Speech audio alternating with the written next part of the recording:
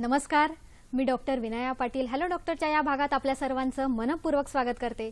सह्याद्री वाहिनीच्या hello doctor या कार्यक्रमाचे विशेष म्हणजे या कार्यक्रमात आपणही सहभागी होऊ शकता, तेही फक्त एक फोन कॉल करून। प्रेक्षको, कविता अशी आठवते ती म्हणजे पावसाविषयी। मेघ काळे दाटले, कित्येक थेंब साठले, सर्व झुगारून मोकळे, व्हावेसे मनी वाटले। आला वाराही रंगात, भोवला संचारला अंगात, झाले मी मुक्त वारू, हसले वाऱ्याच्या संगात। खरंच या सृष्टीच्या चराचरात अगदी नवनिर्मिती नवचैतन्य निर्माण करण्याची ताकद म्हणण्यापेक्षा जादूच या पावसात असते। माणसाचा आणि निसर्गाचा संबंध आहे आणि याचा प्रत्यय पावसात येतो, कारण पाऊस पडताच आपल्याला पावसात भिजायची इच्छा होते आणि या निसर्गाची मजा लुटण्यासाठी आपण सगळे सज्ज असतो। पण प्रेक्षको, खास करून जेव्हा घरात लहान मुलं, ज्येष्ठ नागरिक, हृदयविकार किंवा दमा, त्वचाविकार असणारे व्यक्ती असतात, त्यांना हा पावसाळा जास्त त्रासदायक ठरतो। पण अशा वेळी काय करायचं तर घाबरून जाऊ नका, कारण खुद्द आयुर्वेदाचार्यांकडूनच आपण आज समजून घेणार आहोत की पावसाळ्यातली दिनचर्या, ऋतुचर्या कशी असावी, पावसाळ्यात काळजी कोणती घ्यायची, उपचार कोणते करायचे, या सगळ्या प्रश्नांवर आज आपण चर्चा करणार आहोत। पावसाळ्यातील आजार आणि आयुर्वेद या विषयाअंतर्गत यासाठी आज आपण आमंत्रित केले आपल्या सर्वांच्या सुपरिचयाचे प्रख्यात तज्ञ वैद्य समीर गोविंद जमदग्नी यांना। नमस्कार डॉक्टर। नमस्कार। आपल्या सगळ्यांना माहितीच आहे, वैद्य समीर गोविंद जमदग्नी हे आयुर्वेदाचार्य आणि आयुर्विद्या पारंगत आहेत। गेल्या 30 वर्षापासून पुणे आणि मुंबई येथे यशस्वी आयुर्वेदीय चिकित्सक म्हणून कार्यरत आहेत। श्री विश्ववती आयुर्वेदीय रुग्णालय कोल्हापूर येथे प्रमुख चिकित्सक, Nargis Dutt memorial cancer hospital येथेही सर प्रमुख चिकित्सक म्हणून कार्यरत आहेत। कॅन्सर, वंध्यत्व, हृदयरोग, गतिमंदत्व, क्रिटिकल इलनेसेस या आणि इतर अनेक आजारांमध्ये डॉक्टरांचे विशेष प्रावीण्य आहे। सर, पुन्हा एकदा तुमचे स्वागत। बाहेर सर अशी चिकचिकही आहे आणि निसर्गात आनंदही आहे, नवनिर्मिती नवचैतन्यही वाटतं, ती मनातही वाटतं, पण अशाच वेळी आपल्या शरीराची अवस्था कशी असते? खूप छान प्रश्न आहे हा।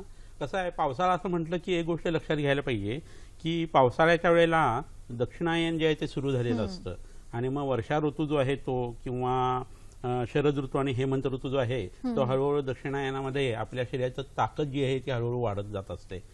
उत्तरायणामध्ये कसा आदान काळ असतो, त्यावेळेला निसर्ग जो आहे तो आपल्या शरीरातली ताकद शोषून घेत असतो आणि विसर्ग काळ जो असतो या दक्षिणायनातला त्यावेळेला मात्र निसर्ग आपल्याला ताकद देत असतो।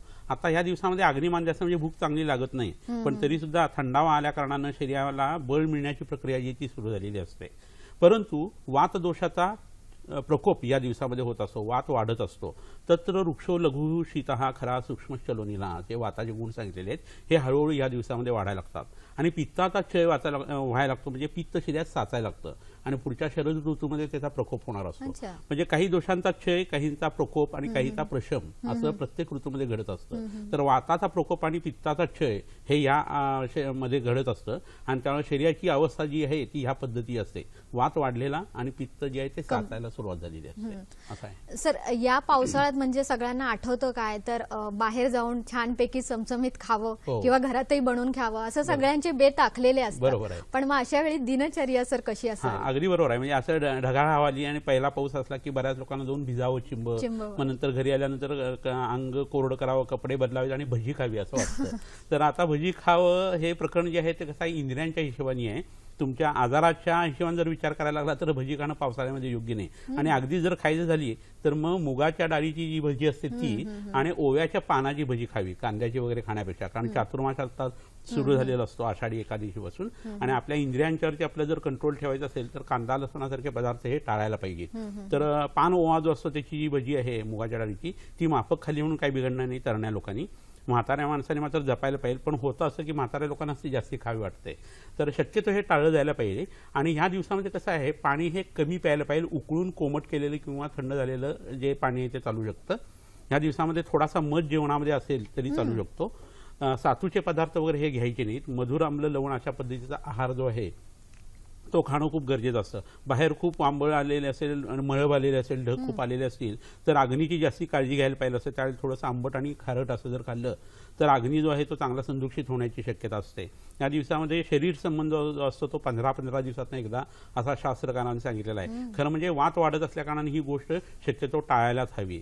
आंघोळ जी करायची सुद्धा गरम पाण्याने करायला पाहिजे, बंदिस्त जागेत करायला पाहिजे, उघड्यावरती नाही करायला पाहिजे. आणि अंग लगेच एस्पेशली डोकं जे आहे ते तरी कोरडं केलं जाणं हे खूप गरजेचं असतं. दुपारची झोप, नदीचं पाणी पिणं किंवा चालणं भरपूर हे या दिवसात करायचं नाही. मध्ये थोडंसं ऊन पडलंय तर उन्हात जाऊन बसलं तर हे खूप त्रासदायक होऊ शकतं, कारण त्यावेळेला पित्ताचा प्रकोप होऊ शकतो, शरीरात साचलेल्या पित्ताचा. त्यामुळे उन्हामध्ये बसणं असं सुद्धा नाही व्हायला पाहिजे. जागरणं या दिवसात करायची नाहीत, कारण त्यांनी वात वाढत असतो. त्यामुळं वर्षा ऋतूमध्ये किंवा पावसाळ्यामध्ये जागरणं जास्ती करू नयेत. कपडे घालत असताना सुद्धा ते उबदार कपडे घातले जायला पाहिजेत आणि ओले नसलेले कपडे घालायला पाहिजेत. घरामध्ये हीटर वगैरे लावून तुम्ही घरची ओल जी आहे ती घालू शकता. धूप जे आहे ते जाळून आपल्या घरातलं वातावरण आहे ते शुद्ध करू शकता आणि त्यांनी बुरशीजन्य जे काही आजार असतात ते सुद्धा उत्तम पद्धतीने घालवता येईल. बरोबर आहे. आपल्याला एक फोन आलेला आहे, बीडवरून अशोक बोलतात आपल्याशी. नमस्कार सर, बोला. हॅलो. हा बोला. बोला. हा, अशोक शिंदे बोलतोय. हा बोला ना. सर जरा पावसाळ्यामध्ये जरा पित्ताचा आजार वाटतो. म्हणजे काय होतं? म्हणजे पित्ताचा म्हणजे ते पित्त म्हणजे गोळीने बरंच होत नाही, पावसाळ्यामध्येच होतं. नाही, पण अंगार पित्त उठतं का जळजळ होते छातीमध्ये? काय होतं? उलट्या होतात? काय होतं? का डोकं दुखतं? जळजळ होती फक्त छातीमध्ये. बर, अच्छा. आणि पावसाळ्यामध्ये जास्त होतं. बर बर, काही हरकत नाही. हा, फोन ठेवला तरी चालेल. आता खरं कसं आहे, पावसाळ्यामध्ये वाताचा प्रकोप होतो आणि वाताचे आजार उत्पन्न व्हायला पाहिजे. सांधेदुखी आहे, दमा लागणं आहे, सर्दी ताप पडसं खोकला आहे. त्याच्या व्यतिरिक्त यांना जर छातीत जळजळ होत असेल तर जो शरद ऋतूत होणारा त्रास आहे, शरद ऋतूमध्ये म्हणजे आफ्टर हीट जी असते त्यावेळेला होणारा त्रास हा त्यांना आधीच होतोय. तर असं असेल तर त्यांनी पहिल्यांदा व्यसनं काय असतील तर ती बंद करायला पाहिजे. गुटखा, विडी, सिगारेट, तंबाखू किंवा मद्यपान असेल तर बंद करायला पाहिजे. नॉनव्हेज जर त्यांच्या खाण्यामध्ये येत असेल तर तेही बंद करायला पाहिजे. आणि आता पित्ताचा क्षय म्हणजे पित्त साचणं ही गोष्ट सुरू होत असते. जे बादलीमध्ये पाणी ठराविक अवस्थेमध्ये आहे तेवढ्या शरीरात दोष असणं हे गरजेचं आहे. पण ते हळूहळू जर साचायला लागले, वाढायला लागले तर त्याला आम्ही क्षय झाला असं म्हणतो. आणि प्रकोप म्हणजे त्याच्याशाही वाढणं, बादलीच्या काठोकाठ ते भरणं, आणि प्रसर म्हणजे तिथून खाली पडून ते व्हायला लागणं आणि आजार उत्पन्न होणं. तर लक्षणं जी असतात ती क्षय अवस्थेमध्ये किंवा साचलेल्या अवस्थेत येतात तशी त्यांना आता येत आहेत. तर यांनी एक साधा उपचार करावा की ओवा असतो तो कुटून घ्यायचा पाव चमचा जेवणाच्या नंतर, आणि त्यावर एक बदाम किंवा वाळकं खोबरं जे आहे ते खायचं, म्हणजे त्यांची जळजळ जी आहे ती कमी आहे. आत्ता सांगितलेली व्यसनं असतील तर ती बंद करायची. कडू गोष्टी ज्या आहेत त्या जेवणामध्ये ठेवायला पाहिजेत. पालेभाज्या घ्यायला नाही पाहिजेत पावसाळ्यामध्ये. आणि महत्वाची गोष्ट अशी की हे होत असताना सुवर्ण सूर्यकरसारखी गोळी 10 वाजता आणि 2 वाजता सकाळी घ्यावी दुधावरती. संध्याकाळचं जेवण जरा हलकं करायला पाहिजे आणि रात्री झोपताना अविपतेरी चूर्णासारखं पावडर घेऊन कोठा साफ करायला पाहिजे. ह्याच्या बरोबरीनं आणखी पित्ताचे उपचार भरपूर असतात, पण एवढं केलं तर त्यांची जळजळ जी आहे ती निश्चितपणे चांगल्या पद्धतीने कमी होऊ शकते. कमी होईल. आणि हे सर खूप गरजेचं असतं, कारण पावसाळ्यातले बरेचसे आजार हे आपल्या, जसं तुम्ही म्हणाला, ऋतुचर्या आणि जी दिनचर्या असते त्याचं पथ्य पाणी न पाळल्यामुळेच हे सगळे आजार होत असतात. तर तुम्ही इतक्याच दिनचर्येविषयी सांगितलं, पण संपूर्ण पावसाळा हा वेगवेगळ्या पद्धतीने येत असतो. बरोबर आहे. तर या पावसाळ्यातली ही ऋतुचर्या कशी असावी? आता सांगितलं हेच वागणं जे आहे ते ठेवायला पाहिजे. फक्त वात दोष जो आहे शरीरातला वाढत असल्या कारणाने त्याचं उत्तम औषध 2 पद्धतीने सांगितलेलं आहे. शरीर जानाम ते दोषानाम क्रमेण परम औषधम बस्तीर विरेको वमनम तथा तैलम घृतम मधु असं म्हटलेलं आहे. म्हणजे शरीरातल्या दोषांच्यासाठीची परम म्हणजे अतिशय उत्कृष्ट औषधं सांगितलेली आहेत. तर वाताचं औषध जे आहे ते अंगाला तेल लावणं आणि त्याच्याबरोबरीने बस्ती कर्म करणं. पित्ताचं औषध आहे ते म्हणजे पोटामध्ये तूप घेणं, अंगाला तूप लावणं आणि विरेचन किंवा रक्तमोक्षण करणं. आणि कफाचं औषध जे असतं ते मध पोटामध्ये घेणं आणि उलटीचं औषध घेणं. तर आता विषय चाललाय तो वर्षा ऋतूचा, त्यामुळे वाताचा विचार आपल्याला करायला लागतो. तर अंगाला व्यवस्थित तेल लावून नंतर उठणं, सुगंधी लावून गरम पाण्याने आंघोळ करणं हे करायला पाहिजे. तर वाताचं शमन होण्याच्या हिशोबाने प्रक्रिया सुरू होते. आणि तिन्ही संध्याच्या वेळेला, शक्यतो संध्याच्या वेळेला आपल्या प्रकृतीनुसार वात दोष कमी करण्यासाठी काही बस्ती सांगितलेल्या असतात. बस्ती म्हणजे एक प्रकारचा एनिमा आहे, समजण्यासाठी एनिमा म्हटलेला आहे. खरं एनिमा आणि बस्ती याचं कुठेही साधर्म्य जे आहे ते गुणांच्या हिशोबाने नाही आहे. म्हणजे कुठं इंद्राचा ऐरावत आणि कुठं श्यामभट्टाची चट्टाणी म्हणतो ना, इतका फरक या दोघांच्यामध्ये आहे. पण सामान्य माणसांना समजण्यासाठी हे तुम्हाला सांगितलं. तर हा बस्ती केल्यानंतर शरीरातल्या वातदोषाचं शमन होतं. तुम्ही असं लक्षात घ्या की म्हातारपणामध्ये वात वाढत असतो, निसर्गामध्ये आत्ता वात वाढत असतो. तर दर पावसाळ्यामध्ये मनुष्य हा म्हातारा होत असतो आणि तो म्हातारपण जर टाळायचं असेल तर वर्षा ऋतूमध्ये तुम्हाला अंगाला तेल लावणं हे प्राधान्याने करायलाच पाहिजे आहे. रोजच करायचं. अभ्यंगम आचरेत नित्य म्हटलेलं आहे. पण त्याच्या व्यतिरिक्त बस्ती करणं ही प्रक्रिया जी आहे ती पावसाळ्यामध्ये तुम्ही नक्की करा. तर शरीरातल्या ह्या ऋतुचर्येचा जो भाग आहे त्याच्या हिशेबाने शरीरातले दोष जे आहेत ते सम राहतात. आणि दोष जर साम्य दोषांची अवस्था असेल तर माणूस आजारी पडत नाही. रोगस्तु दोष वैषम्यम दोष साम्यम अरोगता असं म्हटलेलं आहे. दोष जर साम्यावस्थेमध्ये असतील तर मनुष्याला आजार होत नाही. वात, पित्त, कफ हे दोष आणि ज्यावेळेला ते बिघडलेले असतील त्यावेळेला माणूस आजारी पडतो. नक्कीच. आणि त्याच्यासाठीच दिनचर्या ऋतुचर्या याविषयी आपण आधी चर्चा केली, कारण त्यामुळेच वात पित्त कफ हे समतोल राहायला मदत होईल. आपल्याला एक फोन आलेला आहे, सांगलीहून बोलतात सरिता यांचा. नमस्कार सरिताजी. नमस्कार मॅडम, सांगलीतून सरिता पाटील बोलते. बोला. मॅडम, पावसाळ्यामध्ये जेव्हा रस्त्यावरती सांडपाणी येतं, गटारे वगैरे फुटतात आणि चुकून जरी असा पाय माझा पडला त्या पाण्यामध्ये तर माझ्या पोटाला जखमा होतात. आणि दुसरं म्हणजे मला अलर्जिक अस्थमाचा त्रास आहे, अलर्जिक सर्दी होते मला. आणि बऱ्याचदा असे आंबवलेले पदार्थांचा वास जरी आला तरी मला फंगल इन्फेक्शन होतं. बरं, ठीक आहे. खूप सुंदर प्रश्न आहे, खूपच छान प्रश्न विचारलेला आहे. तर याचं आपण उत्तर देऊया. कसं आहे की पायांना त्यांना चिखल्या होतात असं दिसतं, आणि मुंबईसारख्या ठिकाणी जेव्हा गटारातलं पाणी बाहेर येतं किंवा सांडपाणी येतं, मैला पाणी येतं, असं गावामध्ये सुद्धा होऊ शकतं. आणि त्याच्यामध्ये जर पायाला जखमा असतील आणि जर पाय पडले गेले तर लेप्टोस्पायरोसिस सारखे मोठे आजार सुद्धा उत्पन्न होऊ शकतात, अँथ्रॅक्स सारखे आजार उत्पन्न होऊ शकतात, मस्तिष्कावरून शोथ वगैरे जो आहे तो सुद्धा अशातनं उत्पन्न होतो. तर हा प्रश्न खूप समर्पक आणि पावसाळ्याच्या हिशोबाने त्यांनी विचारलेला आहे. दुसरं त्यांनी सांगितलं की ॲलर्जिक अस्थमाचा त्रास होतो, म्हणजे त्यांना फंगल इन्फेक्शन जे आहेत ना त्याचा स्किनवरती त्रास असताना बऱ्याच वेळा ती इन्फेक्शन कमी झाली की फुफ्फुसामध्ये दमा जो तो यायला सुरुवात होते. असं का होतं तर आपल्या शरीरात जी गॅसेस किंवा वायवीय विषय आहेत ती शरीर जे आहे ते फुफ्फुसातून बाहेर काढत असतं ज्यावेळेला आपल्याला दमा लागतो त्यावेळेला. आणि जर तो दमा तुम्ही कोणत्याही गोष्टीने दाबला तर ते काय व्हायला लागतं, ते शरीरातलं विष जाणार कुठं तर ते त्वचेच्या ठिकाणी येतं, कारण स्पर्शनेंद्रिय हे वाताच आहे आणि तिथून ते कटाव या स्वरूपामध्ये बाहेर पडायला लागतं आणि माणसाला इसब व्हायला लागतो. तर इसब दाबला की दमा आणि दमा दाबला की इसब किंवा त्वचेचे इन्फेक्शन अशी जोडगोळी युजली दिसते. तर ह्यांना बाहेर काढण्याचा मार्ग आहे तो म्हणजे तमकेतू विरेचनम असं सांगितलेलं आहे. तर जुलाबाचं औषध घेऊन त्या बऱ्या होऊ शकतील, हा पहिला भाग झाला. संध्याकाळचं जेवण बंद करणं किंवा माफक खाणं तिन्ही संध्याच्या आत, दिवे लागणीच्या आत हे त्यांनी करावं आणि दुपारी एकदा जेवावं. फळं, दूध, थंड पाणी हे सगळं बंद करायला हवं. जवळच्या वैद्याचा तुम्ही सांगलीमध्ये खूप छान छान मोठे वैद्य आहेत, त्यांना तुम्ही जाऊन भेटू शकता.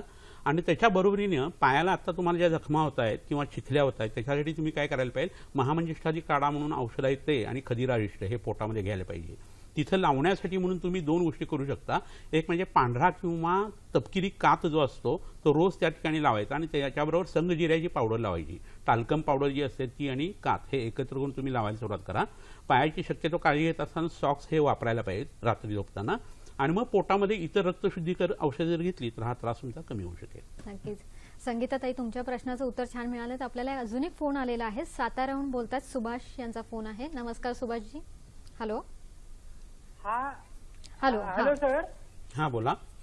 मी वाई तालुक्यातून धोम गावामधून सुभाष कांबळे बोलतो. बर. माझी मिसेस आहे सुनीता कांबळे, ती वय वर्ष 48. बर. तर त्यांना थोडं थायरॉइडचा त्रास आहे. बर. आणि किडनीचाही प्रॉब्लेम आहे. बर बर. आणि किडनीचा प्रॉब्लेम असल्यामुळे बऱ्याच वेळेला त्यांना हिमोग्लोबिन सुद्धा त्यांचं असं कमी होतं. बर, ठीक आहे, समजलं. सुभाषजी, खरंच तुमचा हा जो प्रश्न आहे तो अगदी वेगळा आहे, पण तरी सुद्धा अशा व्यक्तींनी सुद्धा पावसाळ्यात काय काळजी घ्यावी हे डॉक्टर तुम्हाला सांगणारच आहेत. याशिवाय घरगुती उपचार कोणते, वनस्पती कोणत्या हेही आपण सांगणार आहोत. पण बाकी कोणाला जर या व्यतिरिक्त त्रास म्हणजे घामाची दुर्गंधी येणे हे मुंबईसारख्या ठिकाणी आहे किंवा काहींना खास करून हा त्रास होतो, त्यावेळी काय केलं पाहिजे हे आपण सांगणार आहोत. पण आता वेळ झाली एका छोट्याशा विश्रांतीची. कुठेही जाऊ नका, बघत राहा कार्यक्रम हॅलो डॉक्टर. ब्रेकनंतर तुमचं पुन्हा एकदा स्वागत. पावसाळ्यात काळजी कशी घ्यायची यावर आपण आज चर्चा करतोय आणि यावर मार्गदर्शन करतायत वैद्य समीर गोविंद जमदग्नी. तुमच्यासाठी विशेष माहिती काय आहे बघूया.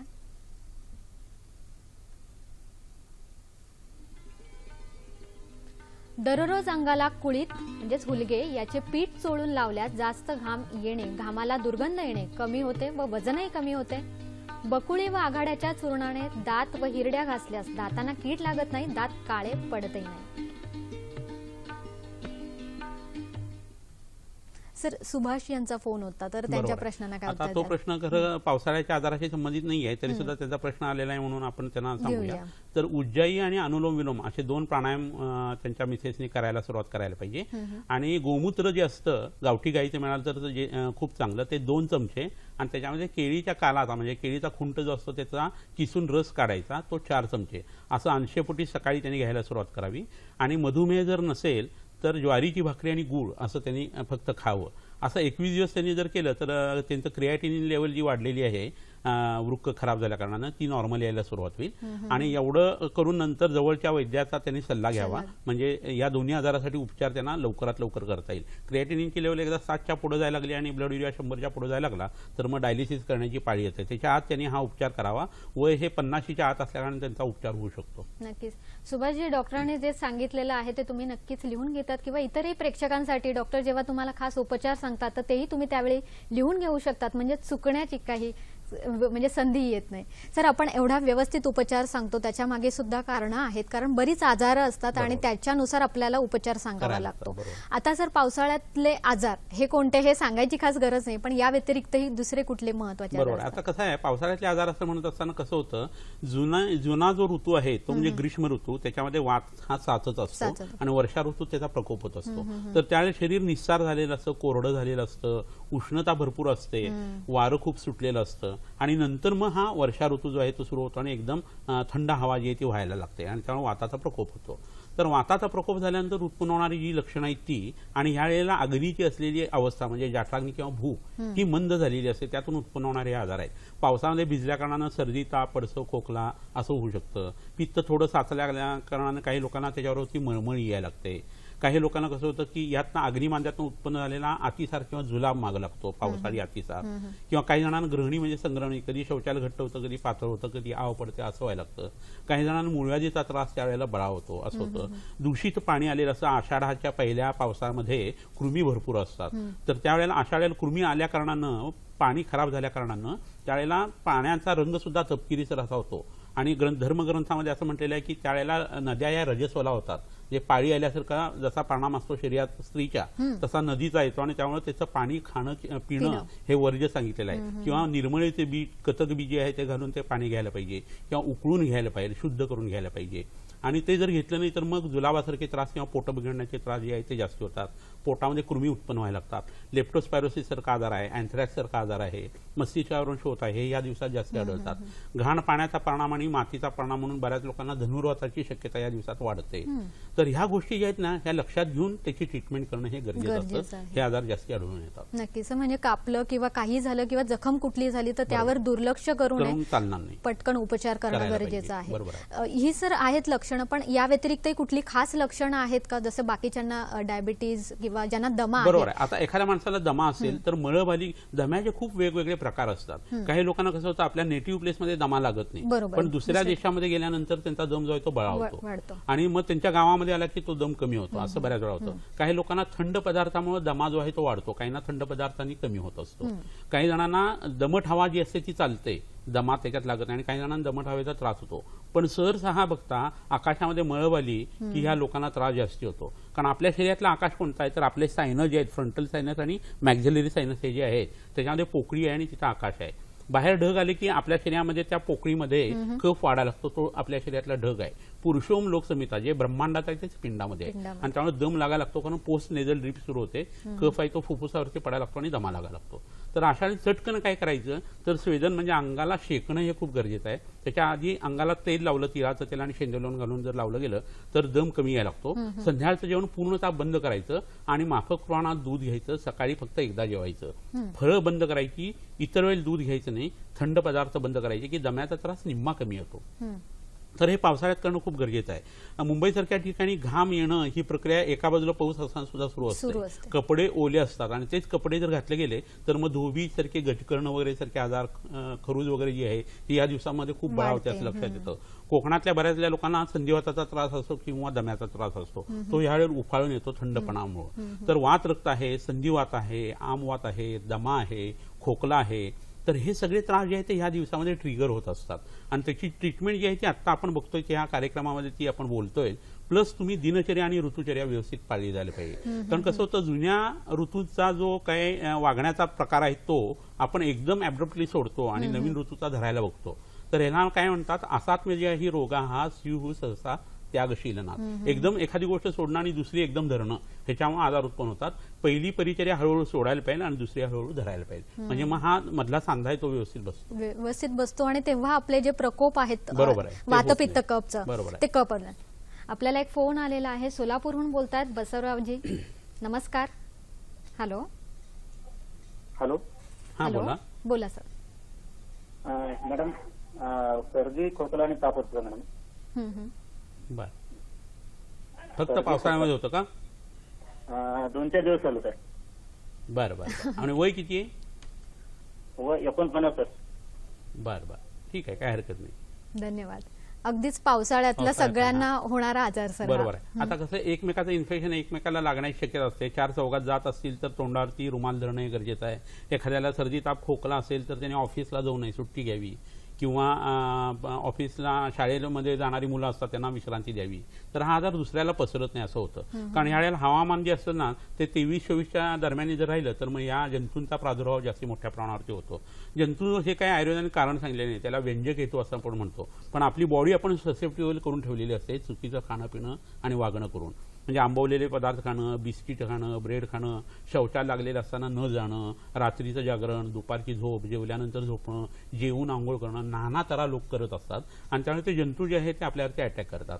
अन्यथा किती जंतू आजूबाजूला असले तरी आपल्या शरीरात जर स्थान वैगुण्यच नसेल, लो व्हायटॅलिटी टिश्यूच नसेल तर तुम्हाला आजार उत्पन्न होणार नाहीये. तर आता जर हा आजार तुम्हाला असेल तर तुम्ही महासुदर्शन काढा नावाचं एक औषध मिळतं, ते जेवणानंतर 1-1 चमचा घ्यायला सुरुवात करायला पाहिजे. आंबट पदार्थ जे आहेत ते थंड पदार्थ कमी करायला पाहिजे.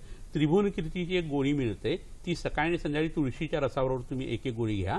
आणि सीतोपलादी चूर्ण म्हणून आहे, त्याचं चाटण आहे, ते दिवसभर थोडं थोडं चाटा. खरं म्हणजे सर्दी ताप पडसं खोकला हे 3 ते 4 दिवसात आपोआपच कमी येतं. फक्त विश्रांती घ्यावी आणि लंघन केलं तरी गुण होऊ शकतो. पाणी या दिवसामध्ये कमी प्यायलं जायला पाहिजे. निसर्गात जसं पाणी आहे तसं शरीरातलं पाणी जे आहे ते वाढवण्यात काही मजा नाही. तरी क्लेद शरीरातला वाढतो आणि कफाचे आजार जास्त उत्पन्न होतात. नक्कीच. आपल्याला असंही म्हणता येईल की जेव्हा आपल्याला हे सर जसं म्हणाले की जे ब्रह्मांड आहे ते पिंडी आहे आणि त्याच्यामुळे हा पाऊस बघितल्यानंतर आपल्या मनात बदल होतातच, पण आपल्या शरीरातही बदल होतात. ही सूचना आपल्याला शरीर देत असतं, ते आपल्याला लक्षात घेणं गरजेचं असतं. सर, आपल्याला नेहमीच हिरव्या वनस्पती किंवा औषधी वनस्पती दाखवत असतात, त्याची आपण नोंद करून घेत असतो. पण आज खास तुमच्यासाठी सर काही वेगळ्या वनस्पती दाखवणार आहेत, त्यांचा उपयोग आपल्या पावसाळ्यातील आजारात कसा करावा जेणेकरून तुम्हाला ते औषध घेताना अगदी योग्य तऱ्हेने घेता येईल, हाच आमचा प्रयत्न असतो. बघूया आज कुठल्या वनस्पती आणल्यात त्या. इथं 2 वनस्पती आता माझ्या हातामध्ये मी धरलेल्या आहेत. हे फळ जे फिरवताना दिसतंय ना याला वाघाटी असं म्हणतात किंवा गोविंद फला अशी ही वनस्पती आहे. वाघाटी नावाची वेल असते काटेरी आणि त्याला हे फळ लागतं आणि हे आषाढी एकादशीच्या दरम्यानच मिळतं. खरं म्हणजे याला आध्यात्मिक महत्व खूप मोठं आहे. नामसाधना करणारे बरेच लोक असतात आणि गुरुमंत्र म्हणत असताना तो मंत्र जितका त्यांच्या शरीरामध्ये जिरेल, तोंडावरती बसेल, तेवढं त्यांची साधनाही उत्तम होत जाते. आणि दरवेळेला अनुसंधान तुटतं असं बऱ्याच लोकांचं म्हणणं असतं.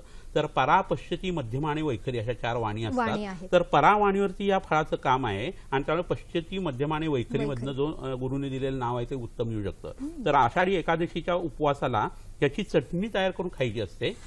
त्याला तुपाची फोडणी द्यायची, जिऱ्याची फोडणी द्यायची, थोडंसं त्याच्यामध्ये मीठ घालायचं, तिखट घालायचं नाही. आणि हे जर पोटात घेतलं तर ह्याचं नावच गोविंद फला आहे. ते पोटामध्ये जाऊन गोविंद गोविंद गोविंद म्हणायला सुरुवात करतं परावाणीमध्ये. आणि ज्या माणसांना अनुसंधान ठेवताना अडचण येतं त्याच्यासाठी हे फळ खूप उपयोगी पडतं. आता ही दुसरी वनस्पती जी दिसतीये ती वनस्पती काटे रिंगणी नावाची वनस्पती आहे. याला दुस्पर्शाचं म्हणतात, ह्याला काटेही आहेत.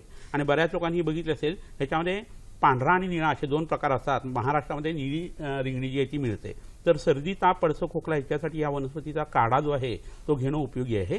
त्याचं मूळ जे आहे त्याचं रिंगणं पूर्वीच्या काळी करायचे आणि त्या रिंगणाची लहान मुलं खेळून ते तोंडामध्ये घालून चावायची आणि त्यामुळे दात चांगले यायचे आणि कडू रस पोटात जाऊन त्यांचे बरेचसे आजार त्या लहान मुलांचे कमी यायचे. अशी ही वनस्पती आहे. ह्याच्याबरोबर आणखी काही वनस्पती आहेत ते दाखवणं इष्ट आहे, तर त्याही आपण बघून घेऊया. नक्कीच. डॉक्टर ह्या वनस्पती सांगताय तर तुम्ही लिहून घ्या किंवा आपल्या आरोग्यवहीत नोंद करा किंवा तुम्ही मोबाईल कॅमेरावर हा व्हिडिओ सुद्धा रेकॉर्ड करू शकता जेणेकरून तुमच्या तो संग्रही राहील. या वनस्पती 3 इथं आपल्याला दिसत आहेत. तर त्यातली ही पहिली वनस्पती तुम्ही पहा. ही जी वनस्पती जी हा पान ओवा आहे. मगाशी जी भजी तुम्हाला मुगाच्या डाळी सांगितली ती ह्याच्या पानाचे करून खाल्ली तर तुमचं जिभेचं लवल्य जे आहे हावरटपणा तो इथं मिळेल आणि त्याच्यावरून पोट सुद्धा तुमचं बिघडणार नाही. ही मध्ये जी वनस्पती दिसतीये ही सप्तपर्णा नावाची वनस्पती आहे. सातवीण असं हिला म्हणतात. कोकण प्रांतामध्ये आणि देशावरती सुद्धा आता ही भरपूर मोठ्या प्रमाणात कॉर्पोरेशनने लागवड केलेली वनस्पती आहे. ही विषम ज्वरासाठी अतिशय उत्कृष्ट वनस्पती आहे. मलेरिया आणि डेंगीची जी साथ येते पावसाळ्यामध्ये त्याच्यामध्ये ही वनस्पती वनस्पती अतिशय उत्कृष्ट काम करते. आणि त्याच्याबरोबर ही तिसरी जी वनस्पती इथं दिसतीये हा एक प्रकारचा शेर आहे, पान शेर असं याला म्हणतात. आणि ह्याचा वापर संधिगत वातासाठी खूप चांगला होतो. 21-21 3 कोर्स ह्या वनस्पतीच्या पानांच्या रसाचे करायचे असतात. आणि ते करत असताना तुम्ही फक्त तूप साखर पोळी खायची असते. तर तुमचा कितीही वाढलेला वात, रक्त संधिवात किंवा आमवात जो आहे तो उत्तम पद्धतीने कमी येतो. ASO टायटर वाढलेलं असणं, C रिएक्टिव्ह प्रोटीन वाढलेलं असणं, RA फॅक्टर जो आहे तो वाढलेला असणं किंवा युरिक ऍसिड वाढलेलं असणं, ह्याच्यासाठी ही वनस्पती अप्रतिम फायदा करते. ह्याच्यावरून जर वैतरण बस्ती नावाचे जर बस्ती वापरले गेले तर पावसाळ्यात उत्पन्न होणारे हा संधिवाताचा त्रास जो आहे तो समूळ नष्ट होण्यासाठी याचा उपयोग होऊ शकतो. नक्कीच. आजीबाईच्या वटव्यामध्ये बऱ्याच वेळेला या वनस्पती असतात किंवा आपल्या घरातले आजी आजोबा या गोष्टी जेव्हा आपल्याला सांगतात आपल्याला खरंच वाटतं या खरं आहेत का नाहीत. पण आज डॉक्टरांकडून आपल्याला कळालं की या सगळ्या गोष्टींचा आपल्या जीवनात खूप उपयोगी आहे. ही चर्चा अशी चालू ठेवायची आहे, पण नक्कीच अजूनही बरेच प्रश्न आहेत त्याच्यावर आपल्याला चर्चा करायची आहेत. याशिवाय डॉक्टरांचा पत्ता घेण्यासाठी तुम्ही नक्कीच इच्छुक असालच, त्यावेळी तुम्ही तो लिहून घ्या अथवा मोबाईल कॅमेराने फोटो काढून घ्या. आता वेळ झाली का छोट्याशा विश्रांतीची, कुठेही जाऊ नका. पाहत राहा कार्यक्रम हॅलो डॉक्टर.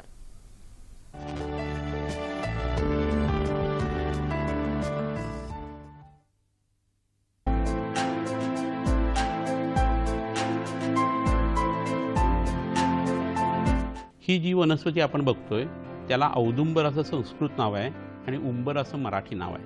हिंदीमध्ये याला गुलर असं म्हणतात. ही वनस्पती धर्माच्या हिशोबाने खूप महत्त्वाची अशी सांगितली गेलेली आहे. दत्त महाराजांचं वास्तव्याच्या मुळाशी असतं असंही म्हटलं जातं. या वनस्पतीची कच्ची फळं जर आपण पोटामध्ये घेतली तर लघवीमध्ये जाणारी साखर ही उत्तम पद्धतीने कमी करता येते. लघवीचा गढूळपणा ह्याने उत्तम पद्धतीने कमी होतो. 40 नंतर स्त्रियांना ज्या वेळेला रात्री खोकल्यानंतर किंवा हसल्यानंतर किंवा शिंकल्यानंतर बाथरूमला लागते आणि रात्री बाथरूमसाठी उठावं लागतं, अशा स्त्रियांना या वनस्पतीचं किंवा या फळांचं चूर्ण जे आहे ते पोटामध्ये साधारण 1.5 ते 2 ग्रॅम एवढं जेवणाच्या आधी घेणं हे इष्ट ठरतं. ह्याचा जो चीक आहे तो गालगुंडासाठी खूप उपयोगी आहे. गालगुंड किंवा गालफुगी जी आहे त्याला संस्कृतमध्ये पाषाण गर्जव असं म्हणतात आणि इंग्रजीमध्ये त्याला मम्स असं म्हणतात. तर गालफडावरती उत्पन्न होणारा हा आजार उन्हाळ्यामध्ये आपल्याला बघायला मिळतो आणि वात आणि कफ या 2 दोषातून तो उत्पन्न झालेला असतो. अशा वेळेस ह्या वनस्पतीची साल उगाळून ती जर लावली गेली तर उत्तम पद्धतीने गालगुंड कमी येतं. गालगुंड हे बरं होणं खूप गरजेचं आहे, कारण त्याच वेळेला जर बीजग्रंथींना सूज आली किंवा वृषणग्रंथींना सूज आली तर नंतर त्या दाम्पत्याला मुलं होत नाहीत. इतका हा आजार भयानक आहे. या वनस्पतीच्या पानावरती येणाऱ्या ज्या गाठी आहेत त्या जर आपण तुपातून किंवा साखरेतून खाल्ल्या तर मुखपाक किंवा स्टोमॅटायटिस म्हणजे तोंड येणं हा आजार उत्तम पद्धतीने कमी करता येतो. ह्याचं दुसरं वैशिष्ट्य असं आहे की या वनस्पतींचा काढा जर स्त्रियांनी पोटामध्ये घेतला तर अंगारती खूप जाणं, त्यावेळेला पोटामध्ये दुखणं आणि त्याच्यावरून श्वेतप्रद किंवा अंगारती पांढरं जाणं या तिन्ही तक्रारी खूप चांगल्या पद्धतीने कमी करता येतात. जवळच्या वैद्याकडनं जर ह्याचा बस्ती किंवा उत्तर बस्ती घेतला तर अंग बाहेर येणं किंवा युटेराईन प्रोलॅप्स ज्याला म्हणतात तो आजार उत्तम पद्धतीने कमी करता येतो. ह्याचा आणखी दुसरा एक वैशिष्ट्यपूर्ण उपयोग आहे आणि तो म्हणजे त्यांच्या फळाचा. तो असा की ती फळं आणि आमलकी चूर्ण किंवा आवळ्याची पावडर हे दोन्ही एकत्र करून जर आपण पोटामध्ये घेतलं आणि ते मधातून जर घेतलं गेलं तर मधुमेहासाठी त्याचा खूप चांगला उपयोग होतो आणि शरीराचं शैथिल्य हे कमी होतं. थोडक्यात काय की तुरट रसाची वनस्पती आहे, थंड आहे, पित्ताच्या प्रकृतीच्या लोकांना ही उपयोगी पडते आणि ह्याचा वापर जर आपण केला तर मोठमोठ्या आजारापासून आपली सुटका होऊ शकते.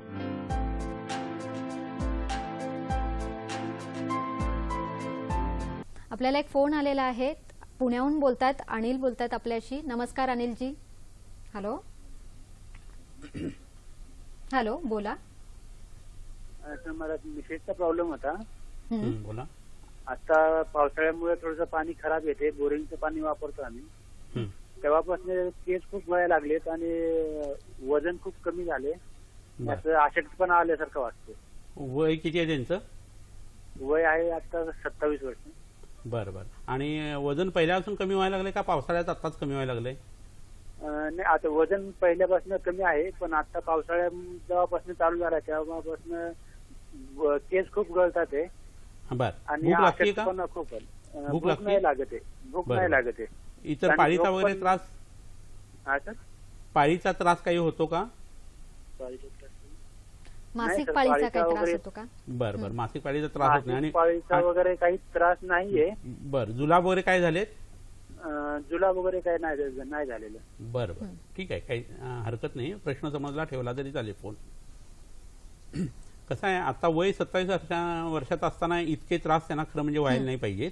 आणि बोरिंगचं पाणी घेतल्या कारणानं ते आता नवीन पाणी आहे आणि जड असण्याची शक्यता आहे किंवा त्या सॉल्ट खूप असण्याची शक्यता आहे, त्याच्यामुळं त्यांचं पोट बिघडलेलं असण्याची शक्यता आहे. पण हे होत असताना पोटामध्ये कोठ्याचं काम जर व्यवस्थित नसेल, लहान आतड्या आणि मोठ्या आतड्याचं, तर बऱ्याच वेळेला ह्या वयामध्ये B12 ची डेफिशियन्सी जी आहे ती आढळते. म्हणजे यकृताचं काम आणि मोठ्या आतड्याचं काम व्यवस्थित होत नाही. B12 हे आपल्या अन्नातून काही बॅक्टेरिया या मोठ्या आतड्यामध्ये तयार करतात आणि नंतर ते यकृतामध्ये साठत असतं. ही प्रक्रिया त्यांच्या पत्नीची बिघडलेली असं वाटतं, तर ते आधी तपासून घ्यावं. आणि तसं जर बिघडलेलं असेल किंवा B12 कमी असेल तर पंचतिक्त बस्ती नावाचे बस्ती पुण्यातल्या कोणत्याही वैद्याच्याकडनं ते घेऊ शकतात. हा पहिला भाग झाला. दुसरं, केस गळण्याचं कारण हे पाणीच असू शकतं. मोठ्या तड्यावरती जर परिणाम झाला तर उंडूक नावाचा जो भाग असतो, सीकम ज्याला इंग्रजीमध्ये म्हणतात, तिथं जिथं पुरुष किंवा विष्ठा तयार होते तिथं हाडं तयार होत असतात. त्या हाडांचा मळ म्हणून केस आणि नखं सांगितलेले आहे. त्यामुळे तिथं जर विकृती आलेली असेल तर त्यामुळे त्यांचे केस गळू शकतात. हा दुसरा भाग. कॅल्शियम डेफिशियन्सी हे आधुनिकशास्त्राचं जे कारण आहे ते ह्याच अनुरोधाने लक्षात घ्यायला पाहिजे. तर प्रवाळ पंचामृत नावाचं औषध तेवढ्यासाठी त्यांनी घ्यायला पाहिजे. बोरचं पाणी आहे ते उकळून गार झाल्यानंतर पिण्यासाठी आणि उकळून शिळं झाल्यानंतर आंघोळीसाठी त्यांनी वापरायला पाहिजे. असं जर केलं तर त्यांचा हा त्रास जो आहे तो निश्चित कमी होऊ शकतो.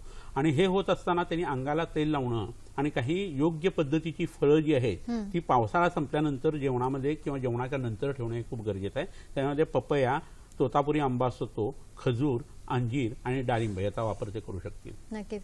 सर, तुम्ही अजूनही कुठली फळं आणलेली आहेत किंवा आपण आल्याचा असा उपयोग खास पावसाळ्यात करतो तर ते आपण बघूया सर. पण खास सर प्रेक्षकांसाठी तुम्ही काही वेगळे असे विशेष टिप्स आणलेले आहेत, बघूया ही तुमच्यासाठी माहिती किती लाभदायक ठरते ती. बरोबर आहे. कोंबड नखीचे मूळ व हळकुंड नाकावर व कपाळावर उगाळून लावल्यास जुनाट सर्दी कमी होऊन नाकाचा पडदा सरळ होण्यास मदत होते.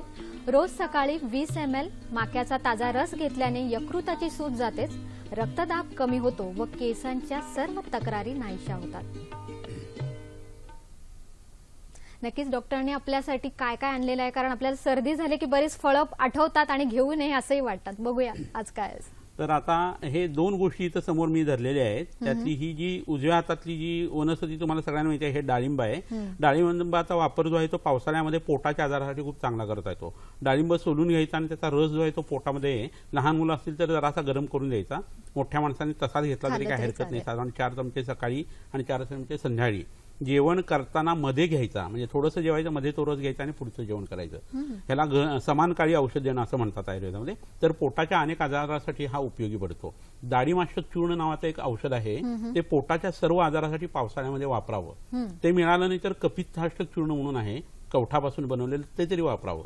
आणि आयुर्वेदातली औषधं कडू वगैरे आपण बघून खूप नावं ठेवत असतो, पण ही 2 औषधं खाल्ल्यानंतर तुमचा हा भ्रमनिरास होईल. इतकी सुंदर आणि खूप रुचकर अशी ही औषध आहे. आता साल काढून तुम्ही या डाळिंबाची कधी टाकून देऊ नका. काय करायचं, ही साल जी आहे ती सावलीमध्ये वाळवायची आणि त्याची पावडर करून ठेवायची. आणि लहान मुलांना किंवा मोठ्या माणसांना सुद्धा वयवर्ष 6 पासून 90 पर्यंतच्या लोकांना पाव चमचा ते 1 चमचा एवढ्या प्रमाणात हे सालीचं चूर्ण द्यायचं आणि वरती गरम पाणी प्यायचं. असं 7 दिवस करायचं आणि 8व्या दिवशी शनिवारी रात्री एरंडेल तेल जे असतं ते पोटामध्ये द्यायचं. म्हणजे सगळे जंत जे आहेत ते मरून पडतात आणि जंतामुळे उत्पन्न होणारे जे आजार आहेत ते सुद्धा यांनी नष्ट होतात. म्हणजे डाळिंबाचा रस ही उपयोगी आणि त्याची साल उपयोगी हे महत्वाचं आहे. आता ही दुसरी वनस्पती समोर दिसते, हे काटे दिसत आहेत.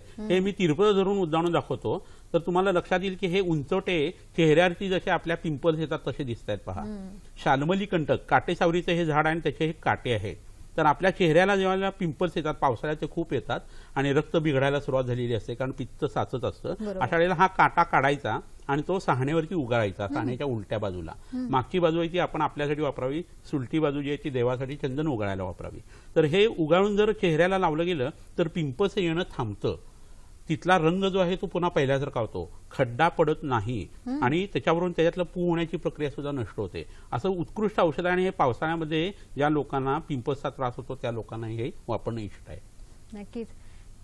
पिंपल्ससाठी सुद्धा सरांनी सांगितलं आहे, सहान कसं वापरायचं हेही सांगितलं आहे. नक्कीच घरातल्यासाठी आपल्या ह्या सगळ्या ज्या सूचना असतात खूप गरजेच्या पडतात. आपल्याला एक फोन आलेला आहे, सीमाजी बोलतायत. नमस्कार सीमाजी. हॅलो. हॅलो. हा सर बोला. हा, माझा मुलगा आहे 15 वर्षाचा, त्याला वारंवार थ्रोट इन्फेक्शन होते आणि आदल्या दिवशी सांगतो घसा खवखव होते आणि नंतर दुसऱ्या दिवशी 2 पर्यंत त्याला ताप येतो. तर ह्याच्यासाठी मला आयुर्वेदिक औषध आणि घरगुती उपाय, आणि दुसरं म्हणजे त्याला जांघेमध्ये असं रिंग सारखं येतो आणि खूप खाज येते. बरोबर आहे. तर ते सांगा उपाय. ठीक आहे. आता त्याचं वय जे आहे ते धड तो लहानही नाही आणि धड मोठाही नाही आहे, म्हणजे पौगंडावस्था ज्याला म्हणतात तसं आहे. आणि या मुलांचं आत्ताचं खाणं खूप विचित्र आणि विकृत झालेलं असतं. पूर्वीच्याकडे दर 2 महिन्यांनी एरंडेल तेल देण्याची पद्धत असायची, ती आता गेलेली आहे. आणि घाणेरडं खाणं मात्र खूप आलेलं आहे. कसं आहे, कन्व्हिनियन्स खूप वाढल्या कारणाने दळणवळणाची साधनं खूप असल्या कारणानं पंजाबमध्ये उत्पन्न होणारं पनीर आणि दक्षिण भारतातली इडली ही महाराष्ट्रीयन लोकांच्या पोटामध्ये जायला सुरुवात झालेली आहे. तर अशा गोष्टींचा जो अतिरेक झालेला आहे त्याच्यामुळे मुलं हल्ली आजारी पडतात. तर पहिले ना काय करायला पाहिजे, त्या मुलांना जर भूक लागत नसेल तर खाण्यासाठी थांबायला पाहिजे. खा बाबा किंवा पी बाबा असं व्हायला नाही पाहिजे. दूध त्याने आता काही दिवस बंद करायला पाहिजे, त्यांनी त्वचा विकार त्याचा वाढण्याची शक्यता आहे. दही, पोहे, शेंगदाणे, बटाटा, वांग, हरभरा, दुपारची झोप, रात्रीचं जागरण, टीव्ही बघत जेवण करणं वगैरे ह्या ज्या गोष्टी असतात. आता बरेच लोक हा कार्यक्रम बघत असताना जेवत असतील तर त्यांनी पहिले कार्यक्रम बघावा आणि नंतर जेवावं, कारण त्याच्या भावनांचा परिणाम जो आहे तो सुद्धा आपल्या अण्णांच्यावरती होत असतो. तर हे पहिले करून त्यांनी एरंडेल तेलासारखा पदार्थ घेऊन कोठाची शुद्धी करायला पाहिजे जवळच्या वैद्याकडे जाऊन. रक्तशोधक वटी म्हणून एक गोळी मिळते, ती पोटामध्ये त्याला द्यायला सुरुवात करायला पाहिजे. आणि हे होत असताना, रक्ताची शुद्धी ह्या पद्धतीने होत असताना, म्हणजे जांघेतलं जे इन्फेक्शन आहे ते कमी होण्यासाठी वेगवेगळी औषधं असतात. फक्त कडुलिंबाच्या पाल्याचा रस जो आहे तो जरी त्यांनी लावायला सुरुवात केली तरी हा त्रास कमी होईल. आता प्रश्न राहिला तो घशामधल्या त्रासाचा. ॲडिनॉइड्स आहे ते 12 वर्षापर्यंत साधारणतः गायब झालेले असतात, बसून जातात. आताचा त्रास हा निसंशयपणे टॉन्सिलशी संबंधित असा वाटतो. तर कोंबडनकी किंवा सांबराचं शिंग जे असते ते उगाळून घ्यायचं आणि घशाला बाहेरून त्याचा लेप जर केला तर त्यांचं टॉन्सिल सुजण्याची प्रक्रिया ही कमी व्हायला लागेल. कोठा जर व्यवस्थित साफ राहिला तर घशाचे त्रास आणि नाकाचे त्रास होत नाही. शत्रुदा पिंडिकोद्वेष्ट प्रतिष्ठायी शिरोरुजा असं सांगितलेलं आहे. मळ जितका साचून राहायला लागेल किंवा लघवीचा वेग जेवढा आवरला जाईल तेवढं हे घशामध्ये प्रकरण जे आहे ते वाढत असतं. तर शौचाची सवय त्याची जर चुकीची असेल तर ती व्यवस्थित करायला पाहिजे. हा दुसरा भाग झाला. आता टॉन्सिल्स कमी होण्यासाठी पोटातून काय करता येईल हे तुम्हाला सांगतो. गंधक धृती किंवा गंधक रसायन नावाचं औषध मिळतं. तर ते स्टराईल कॉटन घेऊन चमच्याला वगैरे तो कॉटन लावून नंतर घशा करून रुग्णाच्या फक्त टॉन्सिलला ते पेंट जरी केलं गेलं तर अगदी किसिंग टॉन्सिल जरी असतील जवळ आलेले तर ते सुद्धा चांगल्या पद्धतीने कमी करता येत असतात. सरद गरमी होणं म्हणजे उष्णता आणि थंडपणा एकत्र आल्यानंतर मुलांना हा त्रास होत असतो. तर संध्याकाळचं जेवण त्याचं लवकर व्हावं, कोठा सापवणारी औषध द्यावी आणि आता सांगितलेले उपचार करावे. उज्जाई नावाचा प्राणायाम त्याला शिकवावा, म्हणजे वारंवार होणारा त्रास त्याचा होणार नाही आहे. फळं जर आता तो खात असेल तर ती बंद करायची. आणि एवढं होऊन जर तुम्हाला गुण वाटला नाही तर जवळच्या वैद्याला तुम्ही दाखवा, पण एवढं केल्यानंतर निश्चित त्याला बरं वाटेल. बरोबर, नक्कीच. डॉक्टर, तुमच्यासोबत चर्चा करायची पण आमच्या प्रेक्षकांना सुद्धा तुमच्याशी काही आपले प्रश्न विचारायचे. त्यांचा एक फोन घेऊया आपण. संजय बोलतायत पुणे इथून. नमस्कार संजयजी. हॅलो. बोला. हा बोला. 3-4 दिवस झाले जुलाब आणि एकदम बेचैन केलेलं आहे आणि अशक्तपणा भरपूर आलेला आहे. आणि आहारामध्ये काय प्रॉब्लेम झालाय का, पाण्यामध्ये जर तेवढं सांगताल का मला? बरं बरं. तुमचं वय किती आहे? वय 45. बरं बरं. आणि जुलाब होत आहेत ते किती होतात रोजचे? 2-3 होत आहेत का? हो. बरं बरं, ठीक आहे, काय हरकत नाही. या अनुषंगाने सर मला एक असा प्रश्न विचारायचा की नक्की आहार कसा असावा तोही एक पटकन आम्हाला सांगा. कसं आहे, आता जुलाब वगैरे होत असताना तर लंघनच करायला पाहिजे. अवयव आजारी असेल तर त्याला विश्रांती द्यायला पाहिजे. पोट दुखत असेल तर आपण अन्न जास्ती घेत नाही. तसंच आहे की कोठ्याचं काम आता जर त्यांचं व्यवस्थित होत नसेल तर विनाकारण खाणं असं नको व्हायला. कुटज घनवटी नावाचं औषध आहे ते त्यांनी 2-2 गोळ्या 3 वेळा जर घेतल्या तर आता त्यांचा पोटदुखीचा आणि जुलाबाचा त्रास जो आहे तो चांगल्या पद्धतीने कमी होऊ शकतो. मगाशी जे डाळिंब दाखवलं तसं डाळिंब जे आहे त्याला गॅसवरती भाजून त्याचा स्क्वीज करून रस काढायचा आणि तो सकाळी संध्याकाळी 2-2 चमचे घेतला तरी त्यांचा त्रास कमी होणार आहे. पहिल्यांदा कारण काय हे बघणं गरजेचं आहे. तर दूषित पाणी पोटात गेलेलं असेल तर पहिल्यांदा पाणी जे आहे ते उकळून माफक प्रमाणात पाणी घ्यायला पाहिजे. पावसाळ्यामध्ये पाणी अल्प प्रमाणात घ्यावं आणि उकळून गार केलेलं किंवा उकळलेलं पाणी जे आहे ते घ्यायला सांगितलेलं आहे तसं घ्यावं.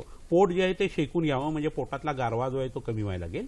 ह्याच्यावरून कुटजारिष्ट नावाचं एक औषध आहे ते 4-4 चमचे 2 वेळेला मऊसर भात आणि मुगाचं वरण ह्याच्यावरती तुम्ही घेऊ शकता.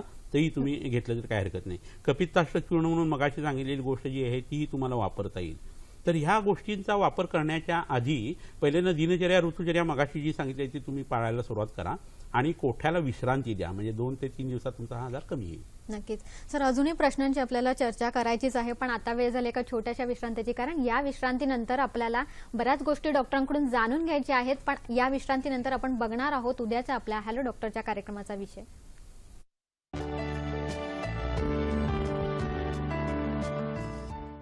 सर, आयुर्वेदात पंचकर्म हे सगळ्याच आजारांसाठी उपयुक्त आहे हे आम्हाला माहिती आहे, पण पावसाळ्यातल्या आजारासाठी कुठले पंचकर्म करावे? कसं आहे, पावसाळ्यात आजार झाल्यानंतर पंचकर्माचा फारसा उपयोग करता येत नाही, कारण पोट बिघडलेलं असतं, अग्निमांद्य असतं. परंतु हे आजार उत्पन्न होऊ नये म्हणून दर पावसाळ्यामध्ये माणूस आजारी नसताना त्यांनी जर शरीराची काळजी घेतली पंचकर्माच्या हिशोबाने, तर दरवेळेचे पावसाळे त्याचे चांगले जायला लागतात असं होतं. त्यामुळं शरीरात आजार होतोपर्यंत वाट बघू नये आणि आधीच काही गोष्टी ज्या असतात त्या करायला पाहिजे. म्हणजे क्षय एव जय दोषम, जोपर्यंत आजार लहान आहे तोपर्यंत त्याच्यावरती मात करायला पाहिजे. जोपर्यंत शत्रू जो आहे तो अबल आहे तोपर्यंत त्याच्यावरती आक्रमण करायला पाहिजे. तसंच हे आहे.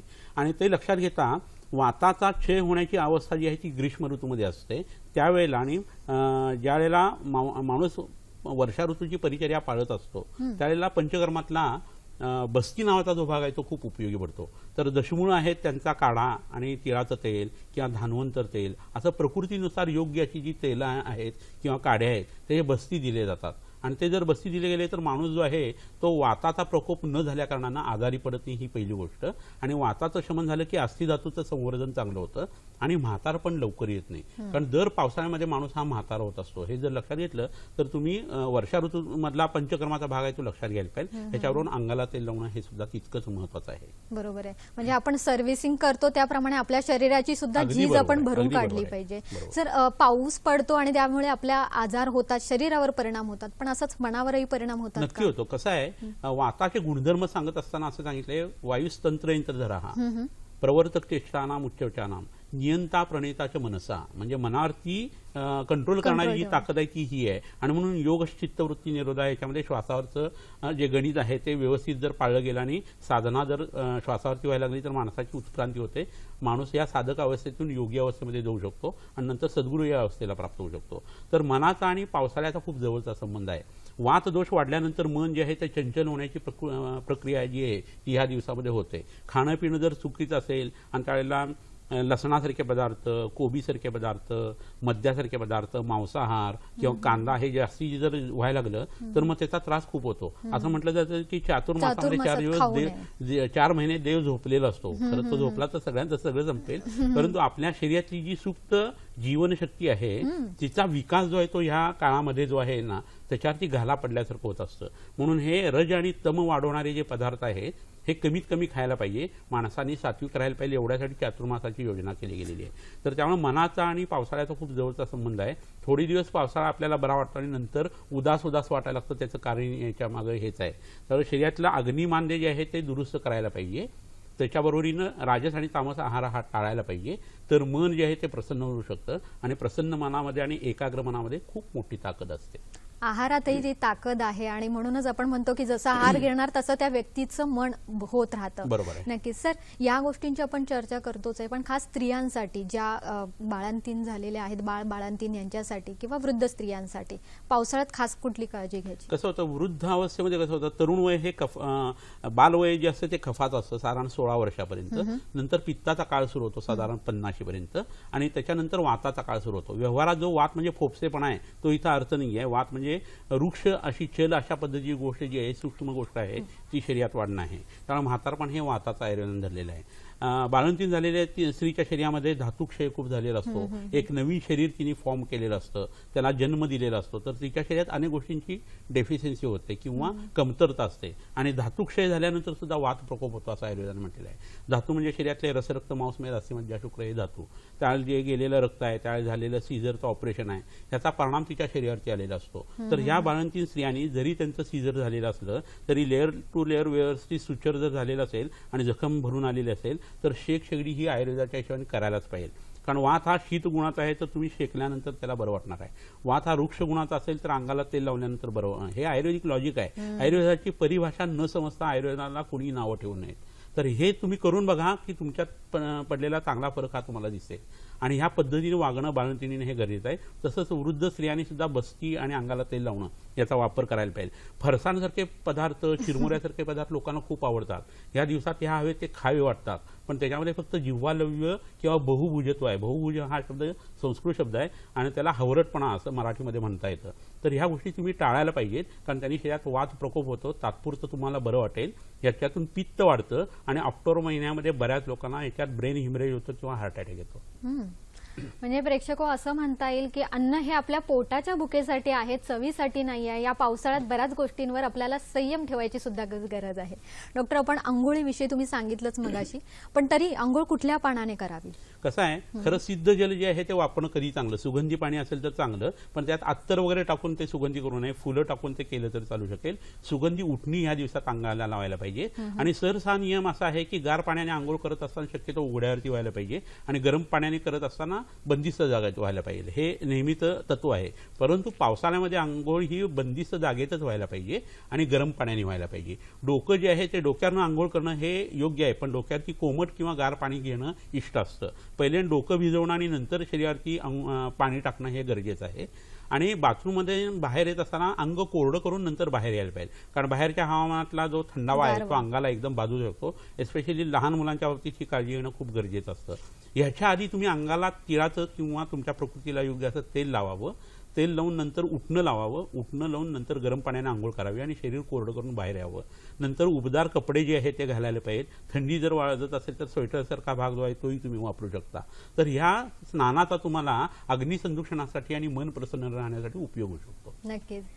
आता जो आपला कार्यक्रम चालू आहे, इतके आपल्या मनात प्रश्न आहे, आपल्याला अजूनही आपल्याला काही थोड्या प्रश्नांची उत्तरं घ्यायची, पण आपल्याला वेळ खुणावतोय. आजचा आपला जो आरोग्य सल्ला आहे तुमच्या सगळ्यांसाठीच लाभदायक आहे. बघूया काय. पावसाळ्यात दररोज 2-2 चमचे द्राक्षासव दुपारी व रात्री जेवणाच्या आधी घेणे फायद्याचे ठरते.